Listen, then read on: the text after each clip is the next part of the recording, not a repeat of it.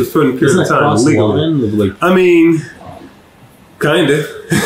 Being illegal like that sounds pretty illegal.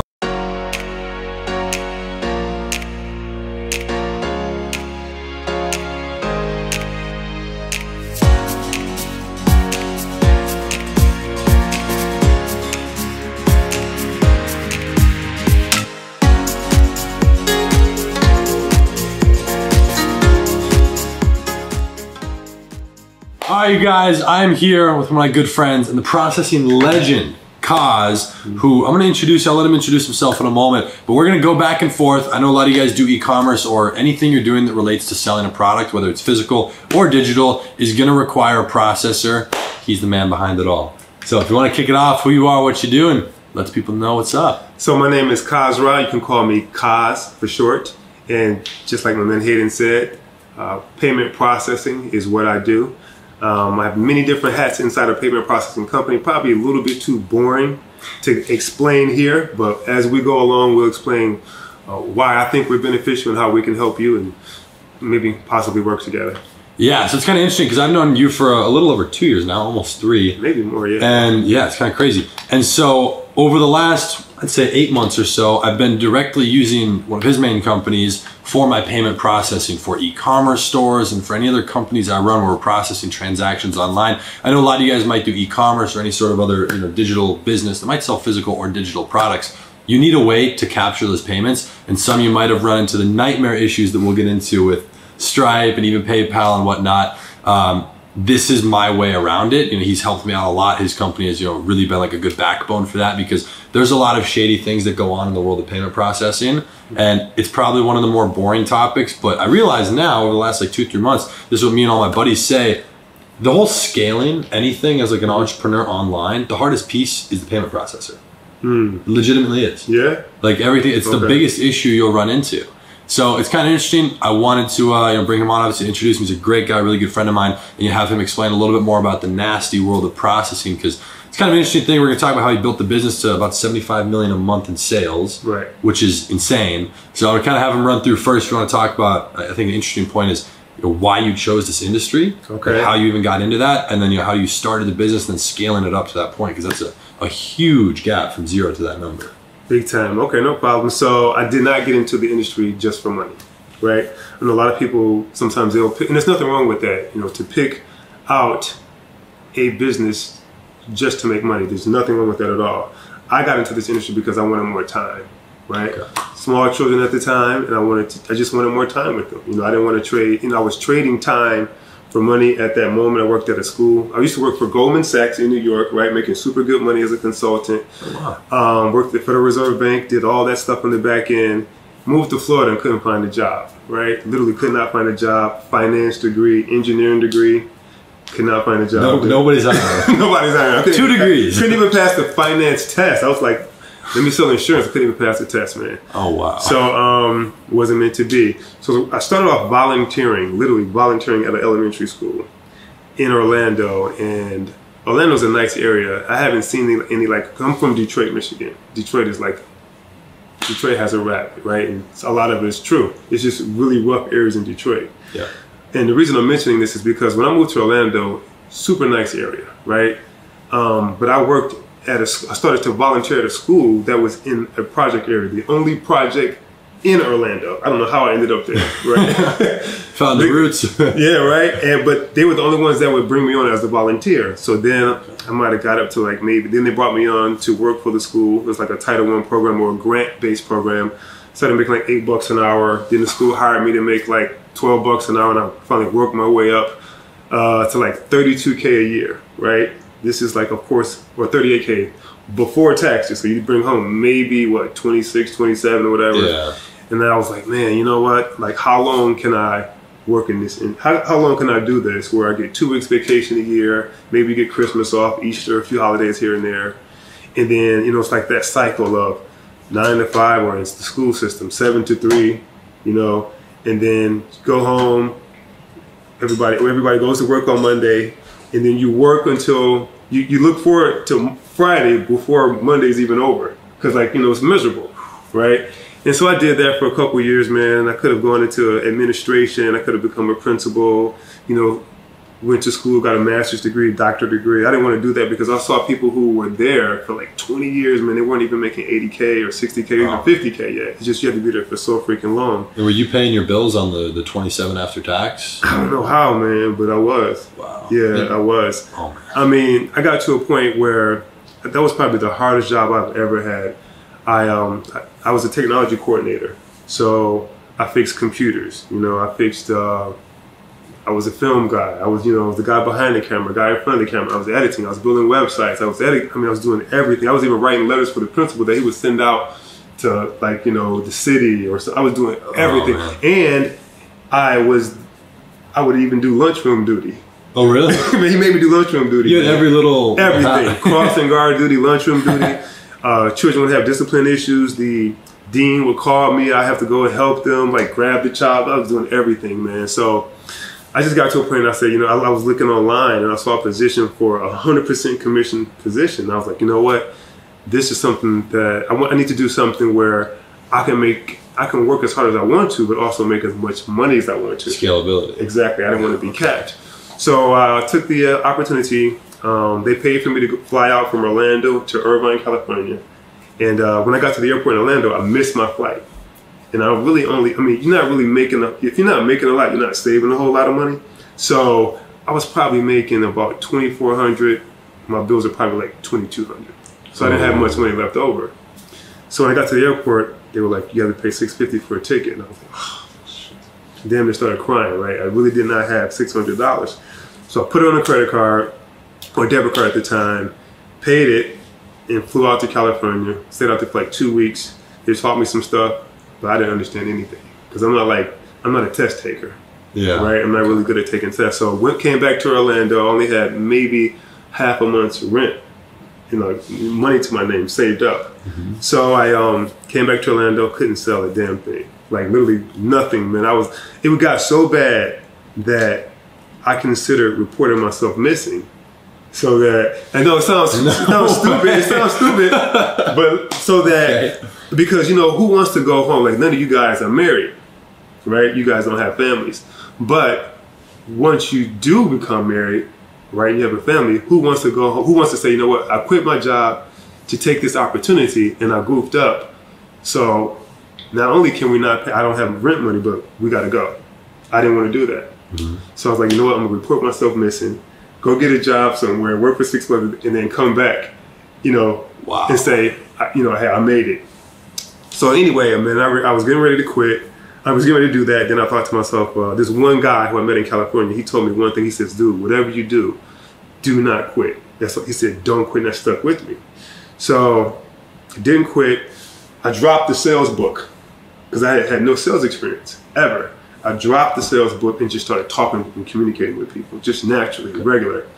Boom, man. So one deal after another, after another, after another, after another. So within, to shorten my long story, within 8 months, I tripled my income, had way more time. The second year, I quadrupled my income, had way more time.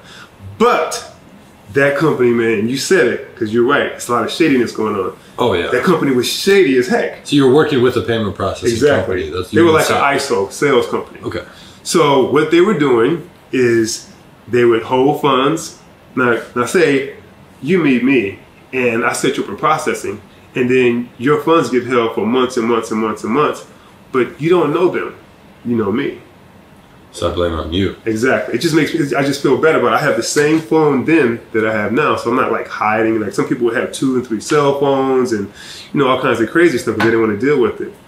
So they were a partner of Wells Fargo, and and this public information. You can go online and look up all the scandals at Wells Fargo. They had some big issues. Yeah.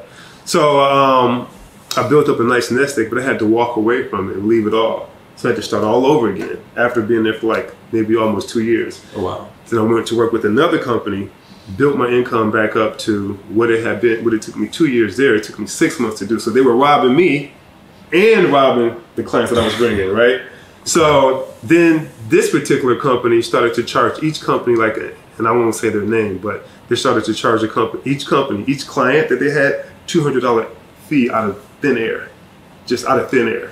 They call it like some, I don't even want to say the name of the annual fee or some kind of but the annual fee is legit, but not the cost. So they came up with like $179 fee. So think about this. If you have, say, 10,000 clients and you just charge $179 to each client, look how much did they automatically pull it, or did they tell them? No, they automatically pulled it. And then so the client, they know me. Like I had hospitals that were with me, and they were like, Khaaz, what's going on? I'm like, oh, no problem. Just call the company, get a refund. They would call the company would tell them, oh, just get the refund from Khaaz. I'm like, I didn't even get the money. What are you talking about? Like, you rob somebody and they're not even share in the spoils. Wow. Right, so they just did that just to make money. Just to make money. And what the excuse was, well, it was a bank fee. I'm like, come on, man. Like, so that was, at 100 and, how many people you say it was? Like 10,000. At 179? Boom, that's whatever, that's a lot. Mega millions. Oh, wow. Millions. Just charge every single client. Every single client. Right? So I had to leave that company. I was like, you know what? And I met, with Darnell, and I was like, got to do our own thing. Mm-hmm. So we went to work with the big boy, right? And that's where we found out all the little guys were trying to mimic the big boy. That's where a lot of the shadiness was coming from. Yeah. So we went through that whole spiel, and man, I tell you, man, that opened me up because now I could see where a lot of these like different tactics were coming from. So it came from them, and then I got a chance to experience it firsthand. Okay. Up under my own entity. So went through that spiel, and let me just share this story too with you real quick. And I can't say the bank's name, but it's a big name. It's a big name, but this is something that really like opened my eyes and made me want to go 100% solar, where we could control it ourselves, and if anything were to happen, it would be something that would be a mistake, not some kind of calculated, unethical move. Not like it was like, will I get caught? Yeah. Right. Say it again? Not something that's like, will I get caught? And you're like trying to figure out if you can get away with it. Yeah. So we were with, so imagine a big bank that has millions and millions and millions of clients. They were charging an extra like 8 cents per merchant account. If you have Stripe, Square, PayPal, most people don't even look at how much they're paying. You just know that you made a certain amount because you don't get a receipt or anything. So long story short, they were charging like 8 cents on each one of these accounts. So remember, 8 cents times millions of accounts. Oh yeah. Right?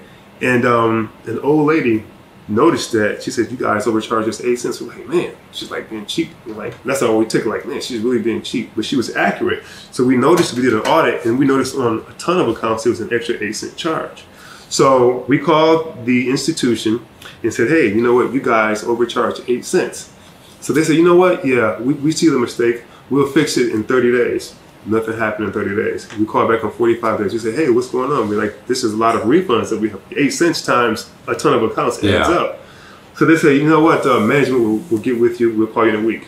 Or the finance department, right? The anonymous finance department. No names, no numbers, nothing. Just the finance department. They said, oh, they'll probably reach out. They'll give you a call. Exactly. Okay. So nothing happened. And then like 2-3 weeks later, we said, listen, what's going on? They said, oh, management decided that unless it's over $25, we're not going to provide any refunds. We're like, we already know it's not over $25. It's 8 cents. Heck? And they made a lot of money doing that. Ton of money. Like, so who has to refund it? Clients or you guys had to refund it? We had to refund it. And so that's how it goes. It starts from the top. That's the whole reason I'm telling you, because it starts from the top. So that's what made us get into the space, the position where we're in now. We had to put up tons of money so that we could control the risk, the underwriting, have everything in-house, so that when instances happen, like, where people are processing and for whatever reason they get close to 1% in chargebacks, or maybe they, sometimes customers or there are people out there who would just buy a product and charge it back because they want to get a free product. They want a free product and their money. Right. It happens all the time. So we want to be in a position where we can help people, companies out who were coming across those type of situations and put them like on a concierge program where we help, prevent chargebacks. We look at the website, we do audits to make sure that, if you do have a lot of chargebacks, we can help you reduce those and get to a point where it's, a lot cleaner processing. And if you do get over the 1% mark, not that we're promoting that, then we'll still work out something else to keep you processing. And figure something else out. Okay. Exactly. So that's how we kind of got it, where we are today. And now you're your own legal bank. So you control. We're not a bank, but you're like the finance. We're a full service provider. So what that means is we're not a sales company. We're not like a ISO up on, we're nothing like that. We're direct. Which is what Stripe and everything. Well, they're payment aggregators. Yeah. Strictly. So a lot of people don't know this. This is what I explained it one time. You broke it down really in depth. They're just outsourcing. Pretty much. That's what most entities are. Even the banks do that. They just outsource everything. Yeah. So they're just outsourced elsewhere. Which is why, you guys might have had an issue like rolling reserves, both PayPal and Stripe, Shopify Payments, which is powered by Stripe, holding your money. I was explaining to you a lot of my money was held for 6 months. I've had 3-month holds, like all this little stuff with no update for no reason most of the time. So it is crazy. Yeah, it is. Sometimes what companies do is they will invest the money. Like the money's not just sitting there. It's being used. They'll go like invest in business investments with your money that's being held, which is why they're not giving it to you. Right. So there's a certain period of time legally. Kind of. Being illegal like that sounds pretty illegal. But you know what? When you're there's probably something like those contracts online. Are so freaking long. Who reads it? It may be something in it where they say, we can do what we want to do with the money in so many words. You know what I mean? So. Yeah. Wow, that's insane. Okay, so now starting from that point, that whole experience and everything. And then from starting your own thing. Now, how did you scale to the point you're at? Because it's big numbers. So I know you said you weren't a salesman. Right? I sure wasn't. But you're the one actively closing a lot of clients. You're out here meeting. I see he's traveling, 20 different times a month, all over the place. Stop that. He's going all around going crazy, but I would assume you're closing clients, you're meeting with people, you're being a communicator. So what does that look like? How did that process, and how long did it take as well? Well, it started way back when I first started. What helped me out, man, selling is everybody here probably heard of Jim Rohn, right? Yeah. Jim Rohn. So I don't know if you can call Jim Rohn a salesman, but he's just probably one of the most authentic people or speakers that I've had a chance to listen to. And that actually helped me out, believe it or not. His motivation just inspiring me. And so it just made me kind of drop the veil, the corporate veil, and become a person or an advisor as opposed to a salesperson. So you're right. I would literally go out door to door, just selling, walk into a business. What's up? I'm here. Just like that. Just cold approach. Man. And so it helped me develop an ability. And plus, I grew up in Detroit, so I've seen a lot of things and had to be kind of creative to get out of certain situations. You know what I mean? Not that I was gangster or nothing crazy like that, but it's just a rough area, so you kind of develop this extra, survival instinct, so to speak, and you become a problem solver super easy, right? Or either get into a lot of problems, right? Right, one or the other. So and I really got to a point where I just like talking to people and solving. I like hearing their stories, what they're going through. Maybe I walk in for business, but they're telling me about what's going on with their family, their children. So I've probably seen every kind of business out there, from brick and mortar to e-com, adult entertainment, work with tons of financial institutions. And so if you listen to enough people, right, it's not even really selling, it's just fixing the problem. And what would you say their problem typically is? Because you're going into an existing business. They already have a processor or some way to do something. Right. So what would you say kind of their number one and number two problems are? Depends on the business. Some businesses are super, they're like peanut counters. They count every penny. So some people want savings, right? Some people want a better way to process, right? More efficient processing. Some people don't like to have tech support and customer service outsourced. Right, they want it here, in America. Personal service. Yeah, personal service. Some people have maybe a processor, they can't get in contact with them. There's not enough communication there. So it's all across the board, to be honest with you. And sometimes I think most people signed up with me because I got to know them. Some kind of way I was able to build rapport and build trust, right? And I think that's why because people in sales, I think people buy you. In so many words, yeah, you know what I mean. As opposed to, they buy the product as well, but they're really believing in you in order to do it. Yeah. So I did that, really just me, and then I was like, dude, we started to grow. Then we brought in, we actually built a telemarketing department, and then we brought in one other sales rep, another sales rep, and another. So now, what I began doing is training more sales reps at the same time. So that's how. So you're teaching a team as well to then go.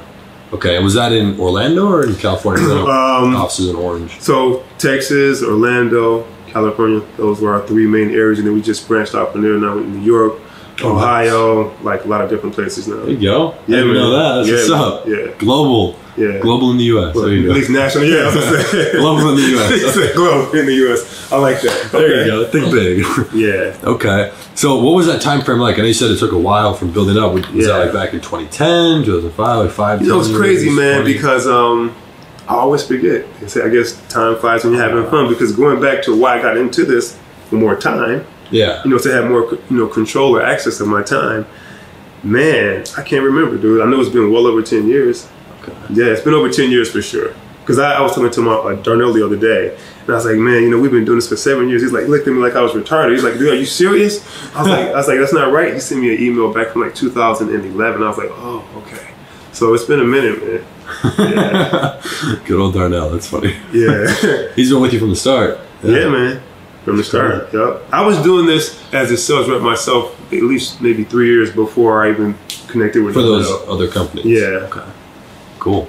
So, you know, I know a lot of people here are probably going to jump to be like, well, how can I use the processor and this and that? And it's definitely something where you can still use Stripe, basic Shopify payments, at least for the people who do e-commerce. But, you know, I will leave his Instagram down below if you guys want to hit him up. I don't know if there's, you know, website in your Instagram or anything. Yeah. He doesn't really openly do that too much, but he's helped me out a lot. So if you guys are having issues with the processor, if you do big volume, you know, 100,000 a month, $1 million a month, you're having issues, definitely I've personally used it for almost 8 months now.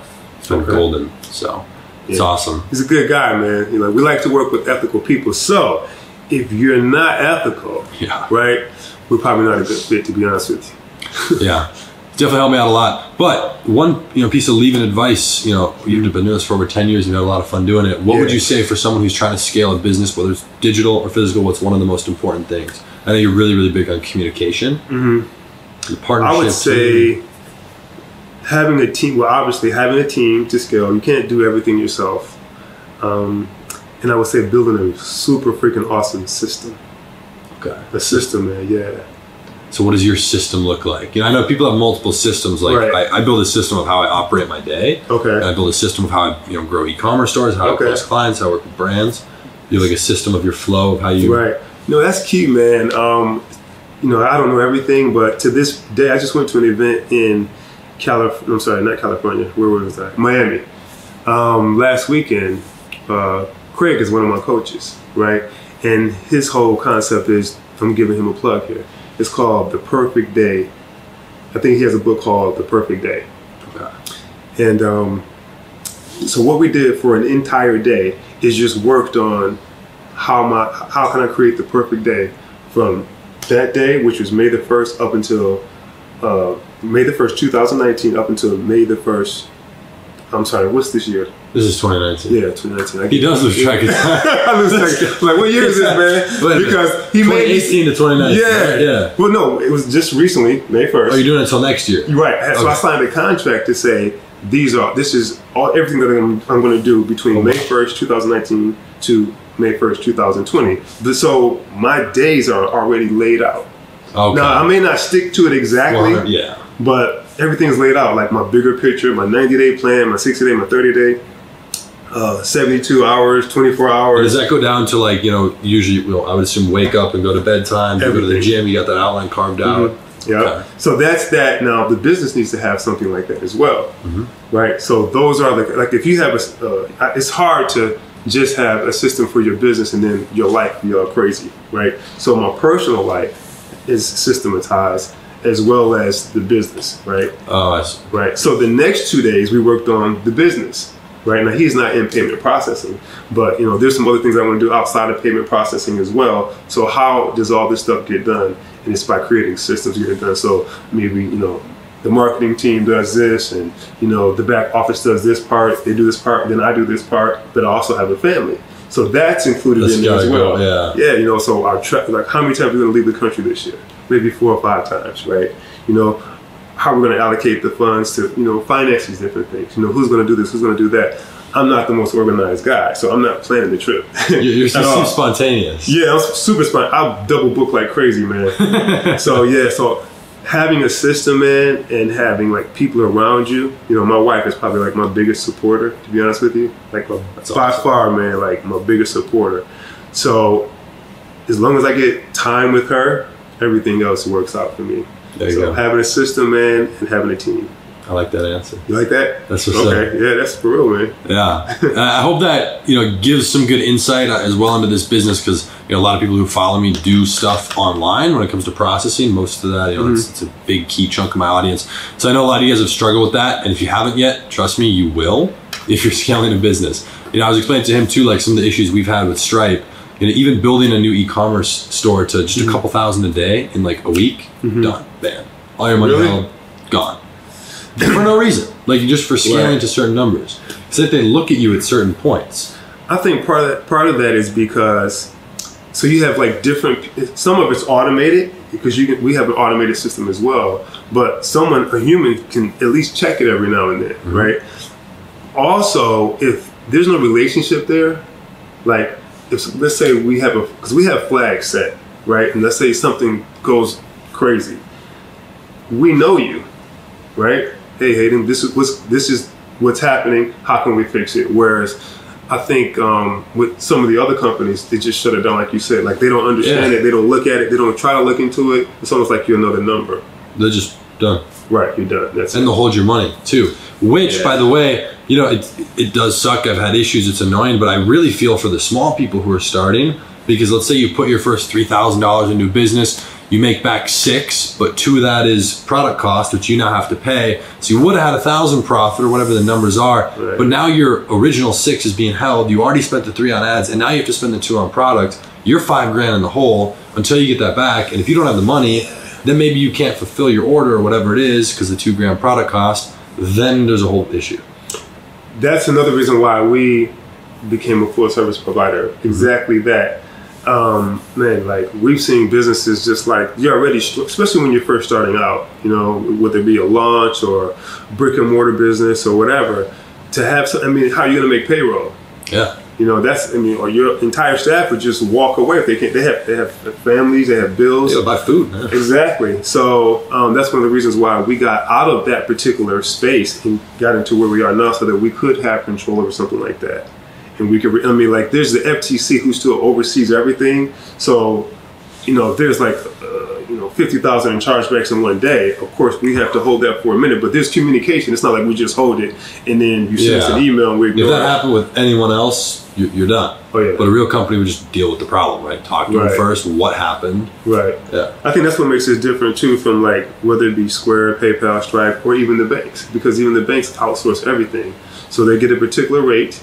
They may, increase it a few points or sometimes 300%, right?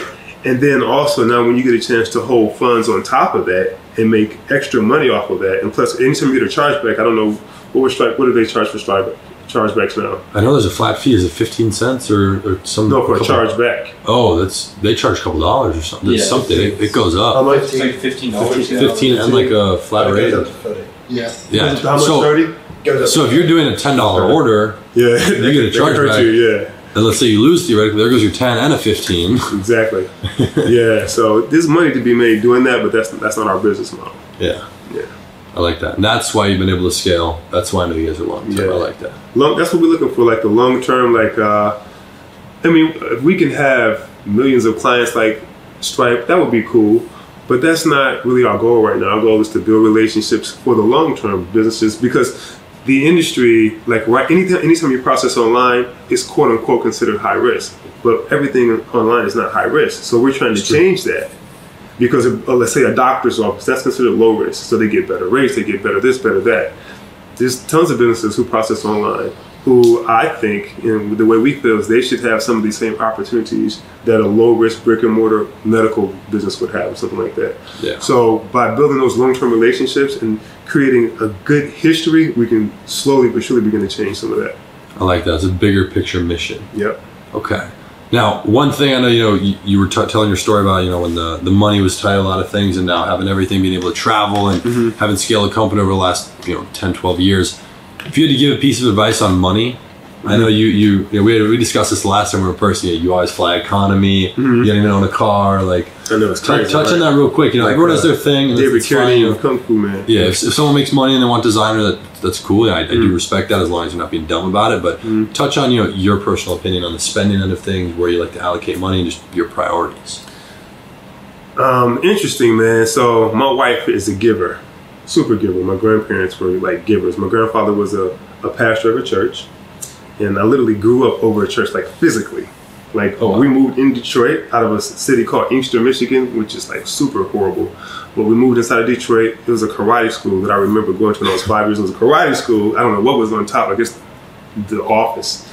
He turned the bottom part into a church, and we lived on top. Like, literally speaking, dude. So they were always giving. For a moment in time, I felt like it scarred me, because I'm like, damn, why did they have to give so much? Like, just always giving. I mean, the church didn't even collect enough offering. You know, there wasn't, the business savvy wasn't there to have it run efficiently. They were like paying for the church, which I don't think is a smart idea. Oh, but was that their job, or did they work anything else to fund it? My grandfather worked at, like, I think it was Bell South or whatever you call it, telephone companies back then. I forget the name of it. So they both retired from that. And they used the their church money was just for their that. mission, yeah. You know, they put I remember offering would be like $13. Like, what you gonna do with $13, man? Wow, that's what people would give?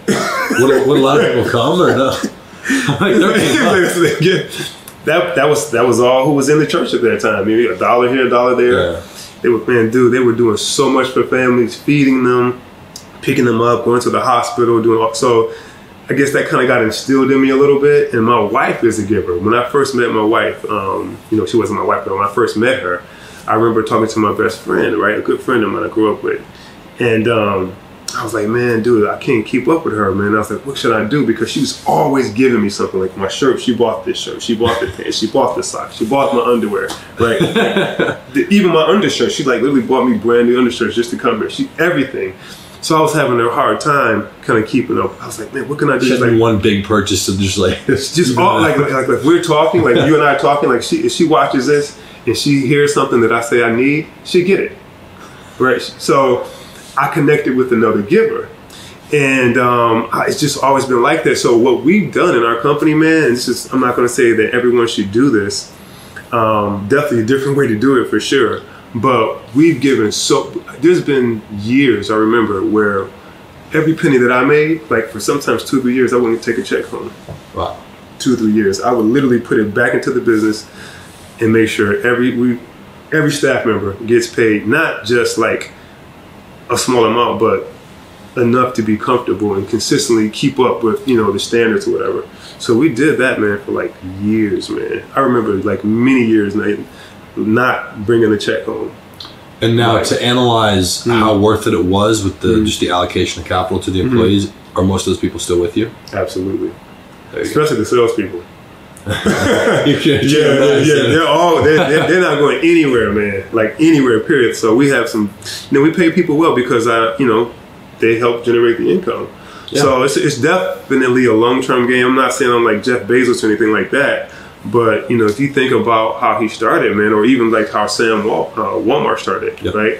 I mean, it was like a lot of sacrifice for many years. And you don't have to do that today because people like yourself have figured out a way to like, man, let's shorten this damn financial curve. You can cut that. A lot of it too is because, online versus in person. Yeah. Like your time frame, your natural time frame is going to be so much shorter, depending on how you do it. Right. It did still take me 6 years. Okay. Oh, I didn't know that. 5 years or so. Okay. So like 5 years still, at 12 I was trading stocks every day, and people look at that as a joke because I was 12, but I was still like, I was obsessed with it. I didn't do anything except that. So. Oh, I didn't know that. Okay. But there's ways to do it much faster for sure. I've seen it done. But I will say this though, it hasn't stopped me from traveling anywhere, right? Spending quality time with my wife, my family. That's been key for me. I love money, right? I know they say with the love of money is the root of all evil, whatever. But you need.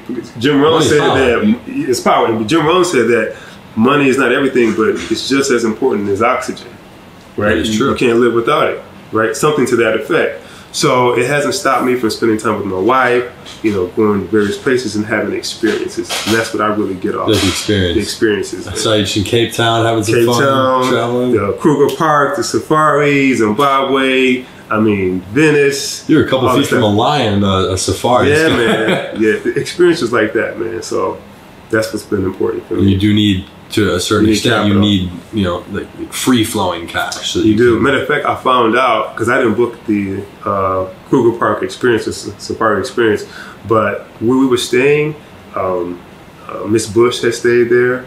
Wow. Michelle Obama stayed there. So it was pretty pricey. For sure, so we absolutely needed some capital for that, yeah, just to go there. Have that experience. Absolutely, and absolutely. I know you fly economy most of the time. That's your choice. Well, not what I'm a little bit. I upgraded myself a little bit. What do you call it? What's the next economy plus? Yeah, something like that. extra leg room is a big. Just leg room, but I was on the way back from. You know what? So I'm slowly but surely changing that.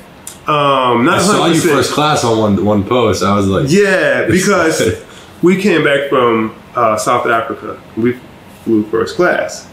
And, I have coaches as well. So I'm picking, I'm adopting their philosophies. And wealthy people pay for time. Like they won't stand in long lines, right? They'll just pay the extra fee. Yeah. And so that wasn't my first time flying first class. It definitely won't be my last. But, man, dude, just to lay out, sleep, stretch, and not be like, bottled up in a chair. Be like in a good mode to go, Well, I got a chance to sleep. So if I'm in a plane and I'm super uncomfortable for 15 hours, right? Yeah. Now when I get back home, I'm super tired. So I basically bought myself some time. I've read probably a couple books on the plane, mini meals. So I do it again, and it wasn't that pricey. You don't do it ever. Like short flights, it doesn't matter. No, short flights, no. Yeah. Like, I've only flown first class once. Really? One time. It was like a 2-hour flight, 2.5 hours. I have a gift. Like, when I went overseas to China, I had already slept that full night. I get on in the middle of the afternoon. I was out for 12 of the 13 hours. In the economy seat? Yeah. But I can just pass right out.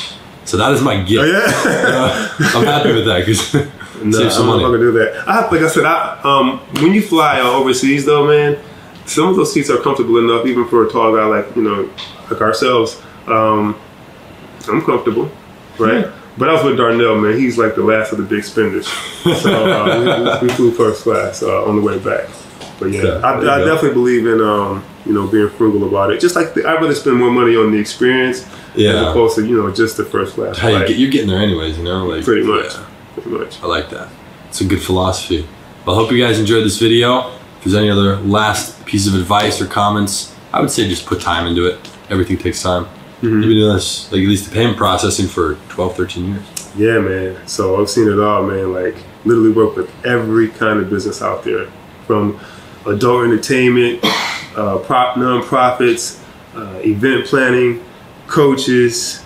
We even process for companies that act, that portray themselves like they're processors, right? You're a white label. They white label to you. Pretty much, yeah. Wow. So that's a good experience, man, to see how different businesses run, how they operate, and some businesses do well, some businesses don't do well. When you get to see why and fix it, you can see the numbers behind it. That's cool. See the numbers behind it too, yeah, man. There we go. I like that. Well, if you guys enjoyed this video, make sure to drop a like and be sure to go follow him on Instagram. I'll leave that down below. Appreciate you coming on here, man. My man. Awesome. He's dropping videos too. You got a YouTube? I do. You're doing a lot on Instagram. Yeah, I'm trying to blow up like Hayden, man.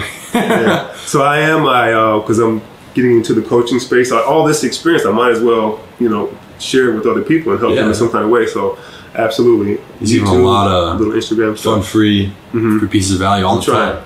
Yeah, I like it. There you go. Hey, appreciate you guys for still watching. We appreciate your attention. Hope you have an amazing day. See you in the next one.